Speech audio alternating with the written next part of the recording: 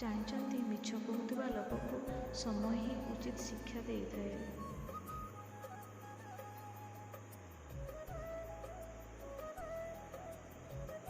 କାହାର ସ୍ୱଭାବ ତାର ଦୁର୍ବଳତା ନୁହେଁ, ବରଂ ଏହା ତାର ସଂସ୍କାର ବୋଲି ଜାଣି ନିଅନ୍ତୁ।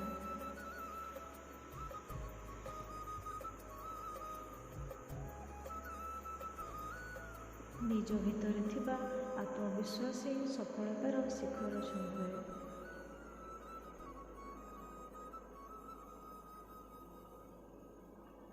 ଆପଣଙ୍କ ସଫଳତା ହିଁ ଶତ୍ରୁମାନଙ୍କୁ ଶକ୍ତ ଚାପୁଡ଼ା ମାରିପାରିବ।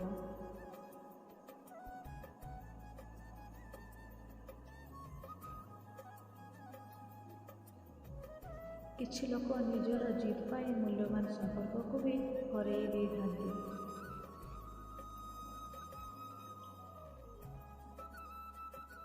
ସମୟ ଅନୁସାରେ ଭାଗ୍ୟର ପରିବର୍ତ୍ତନ ହୁଏ, ତେଣୁ କେତେବେଳେ କାହାର ଭାଗ୍ୟ କେଉଁ ମୋଡ଼ ନେବ ତାହା କହିବା ସମ୍ଭବ ନୁହେଁ। ତେଣୁ ବନ୍ଧୁ, କେବେ ଗର୍ବ କରନ୍ତୁ ନାହିଁ।